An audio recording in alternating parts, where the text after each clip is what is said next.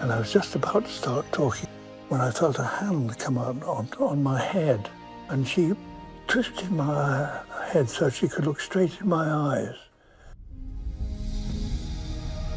After months of planning, we travelled to Rwanda for one of the last shoots of the series.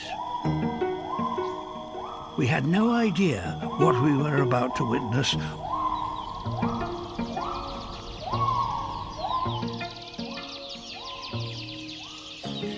There's one ape, however, that spends nearly all its time on the ground.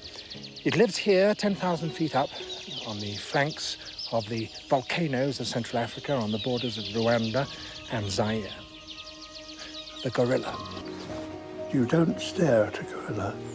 That's a challenging thing to do. So you keep your head down and you make these Belgian vocalizations all the time.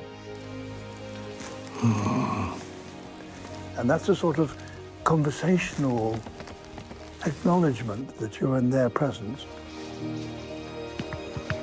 It seems really very unfair that man should have chosen the gorilla to symbolize all that is aggressive and violent, when that's the one thing that the gorilla is not, and that we are.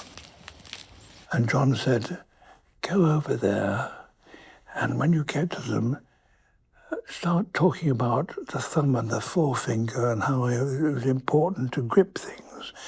Right you are, John, I said. Next thing we know is that her two youngsters come out and actually sit on him.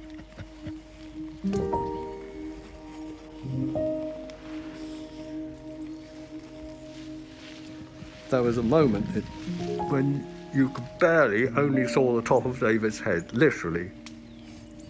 And my jaw dropped. I mean, everyone's jaw dropped. Didn't expect this at all.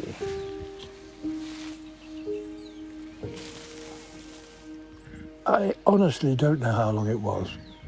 I suspect it was about 10 minutes or even quarter of an hour. I was simply transported. I mean, you just didn't encounter time. There's these extraordinary acceptance.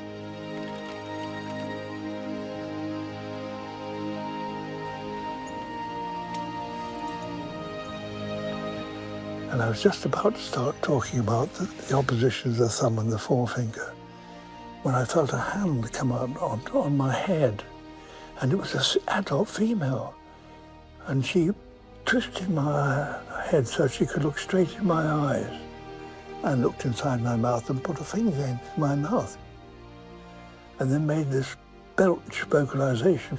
So I did my best to respond. And you saw her look into one of his eyes and then into his other arm, and I thought, my God, his head's going to come off and we haven't finished the series yet, which was a very uncharitable thing to think. And I crawled back through the undergrowth, and I said, that was one of the most extraordinary moments of my life. Was it wonderful? He said, well, we got a bit. I said, only a bit? He said, well, yes, because I was waiting for you. I don't want to write a film when you're in the middle of explaining about the thumb and the forefinger.